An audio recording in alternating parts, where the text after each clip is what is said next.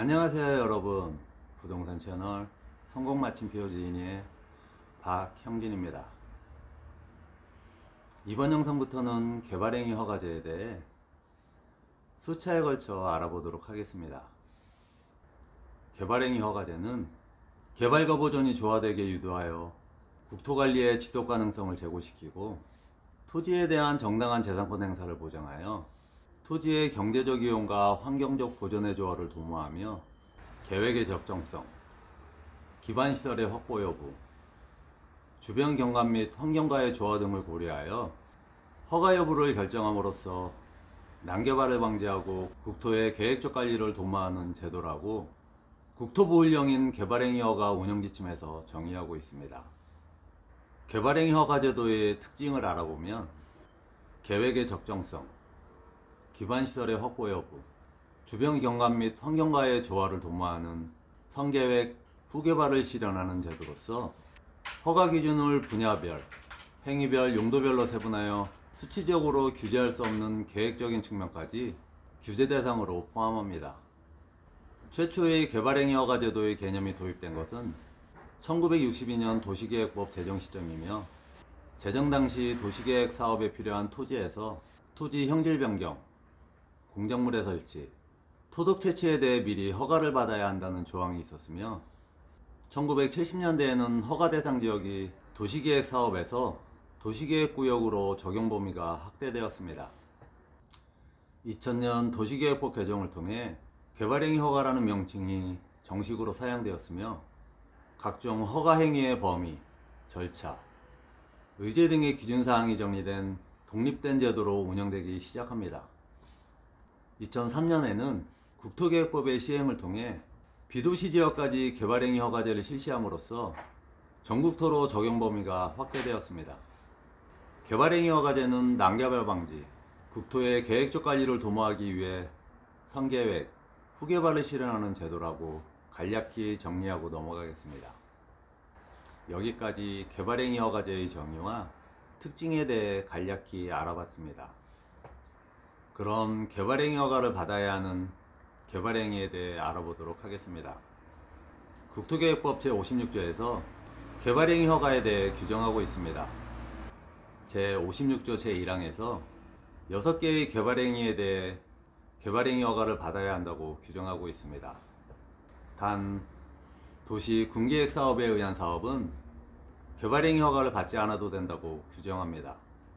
도시 군계획 사업은 개발행위 허가 대상에서 제외되며 이는 도시관리계획 수립을 통한 계획적 개발이 이루어져 별도로 개발행위 허가 대상으로 규정할 실익이 없으며 택지개발사업, 산업단지 개발사업 등 도시 군계획 사업을 의제하는 개발행위도 개발행위 허가 대상에서 제외됩니다.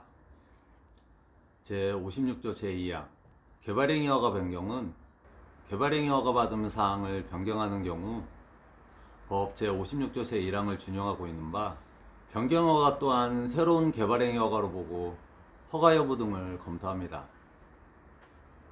다만 기여가 시 제출된 서류 중 변동사항이 없는 서류에 대해서는 별도로 제출하지 않아도 됩니다.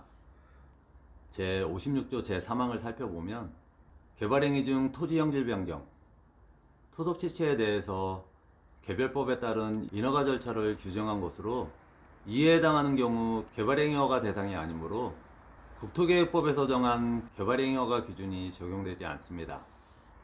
일부 용도지역에서 토지 형질 변경 및 토속 채취에 대해서만 개발행위 허가를 받지 않도록 한 규정이므로 토지 형질 변경 및 토속 채취 외의 개발행위는 허가를 받아야 합니다. 그럼 본격적으로 개발행위 허가를 받아야 하는 6개의 개발행위에 대해 알아보도록 하겠습니다. 국토계획법 시행령 제51조에서 6개의 개발행위 허가 대상을 규정하고 있습니다. 개발행위 허가를 받아야 하는 6개의 개발행위에 대해 하나하나 알아보도록 하겠습니다. 첫 번째, 건축법에 따른 건축물의 건축. 토지에서 이루어지는 대표적인 개발행위인 건축물의 건축을 개발행위 허가 대상으로 규정하고 있습니다. 건축물의 건축에 대해서는 건축법에서 별도로 허가를 받도록 하고 있으므로 중복되지 않는지 하는 의문이 들 수 있으나 건축법에서는 건축물 자체의 요건 규정을 중요시하는 반면 국토계획법에서는 도시기능의 원활한 유지 및 외적인 요인을 중요시 여기며 건축물의 건축에 대해서 별도로 개발행위 허가 기준을 정하고 있습니다. 두 번째, 공정물의 설치. 인공을 가하여 제작한 시설물의 설치로서 앞에서 설명한 건축법에 따른 건축물은 제외됩니다. 세 번째, 토지의 형질 변경. 절토, 성토, 정지, 포장 등의 방법으로 토지의 형상을 변경하는 행위와 공유수면의 매립, 경작을 위한 토지의 형질 변경은 제외됩니다. 경작을 위한 토지 형질 변경에 대해서는 허가권자가 현지 여건을 통해 판단 운영할 사항으로 조성이 끝난 농지에서 지력 증진 등을 위한 객토나 정지 작업에 한하므로 객토나 정지 작업의 범위를 벗어난 경우 경작을 위한 토지 형질 변경에 해당하지 않습니다.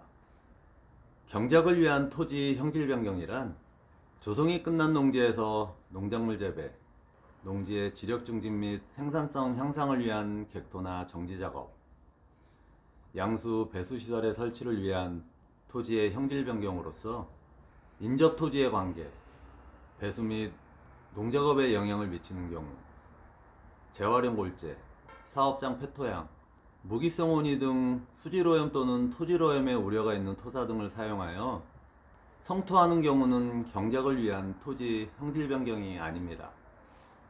다만 해당 농지의 토양 개량이나 관계 배수, 농업기계 이용의 개선을 위하여 농지에서 농림축산식품부령으로 정하는 기준에 따라 성토하는 행위는 제외됩니다. 지목의 변경을 수반하는 경우 경작을 위한 토지 형질 변경이 아닙니다. 단, 전, 답, 과수원 사이의 변경은 제외됩니다. 옹벽 설치 또는 2m 이상의 절토, 성토가 수반되는 경우 경작을 위한 토지 형질 변경이 아닙니다. 다만 절토, 성토에 대해서는 2m 이내의 범위에서 조례로 따로 정할 수 있습니다. 네 번째, 토속 채취, 흙, 모래, 자갈, 바위 등의 토속을 채취하는 행위. 다만 토지 형질 변경을 목적으로 하는 것은 제외됩니다. 토지 형질 변경을 목적으로 안 해서 토속 채취가 수반되는 경우 별도로 토속 채취에 대한 개발행위 허가를 득할 사항은 아니며 개발행위 허가 신청 시 제출되는 단출입 계획서 등을 통해 검토할 사항입니다. 예를 들어 임야의 건축물 건축을 목적으로 개발행위 시에는 토지의 형질 변경이 명확한 사항으로 별도로 토속 채취에 대해서는 개발행위 허가를 득하지 않아도 되겠죠. 다섯 번째, 토지 분할.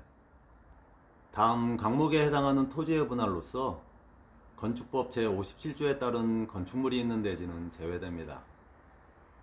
가, 녹지지역, 관리지역, 농림지역, 자연환경 보존지역 안에서 관계법령에 따른 허가인가를 받지 않고 행하는 토지 분할. 나, 건축법 제57조 제1항에 따른 분할 제한 면적 미만으로의 토지 분할. 주거지역 60제곱미터 미만, 상업지역, 공업지역 150제곱미터 미만, 녹지지역 200제곱미터 미만, 비도시지역 60제곱미터 미만으로의 토지 분할은 개발행위 허가를 받아야 합니다. 이 경우 관계법령에 따라 인허가를 받은 경우에도 분할 제한 면적 미만으로 분할하는 경우 개발행위 허가를 받아야 합니다. 다 관계법령에 의한 허가인가 등을 받지 않고 행하는 너비 5m 이하로의 토지 분할. 건축물이 있는 대지 토지 분할 시 개발행위 허가 대상이 아니므로 별도로 개발행위 허가를 받지 않아도 되고 무허가 건축물이 있는 대지 등에 대해서도 동일하게 적용됩니다. 단 무허가 건축물이 있는 대지를 토지 분할하고자 할 경우 건축법 위반 사항을 해소한 후 처리할 수 있습니다. 앞의 가목 및 다목의 경우 관계법령에 따른 허가인가 등을 받은 경우 개발행위허가 대상이 아니기에 위 내용은 건축법 등 관계법령에 따라 인허가를 받으면서 토지분할, 가분할선을 넣어서 건축허가를 받은 경우에는 별도로 개발행위허가 대상이 아니라는 규정입니다. 여섯 번째, 물건을 쌓아놓는 행위, 물건 적치, 녹지지역, 관리지역, 자연환경 보존지역 안에서 건축물의 울타리에 위치하지 않은 토지에 물건을 1개월 이상 쌓아놓는 행위. 물건의 적치는 녹지지역, 관리지역, 자연환경 보존지역에 한해서 적용되며 적법한 건축물이 있는 대지의 울타리 안에 물건을 쌓아놓는 경우에는 개발행위허가 대상이 아닙니다. 토지 형질 변경에 대한 개발행위허가를 받아 건축물이 없는 야적장, 적치장 등을 조성한 후 이곳에 물건 적치를 할 경우 물건 적치에 대한 개발행위허가를 받아야 합니다. 주거, 상업, 공업, 농림지역에서 물건 적치는 개발행위허가 대상이 아닙니다.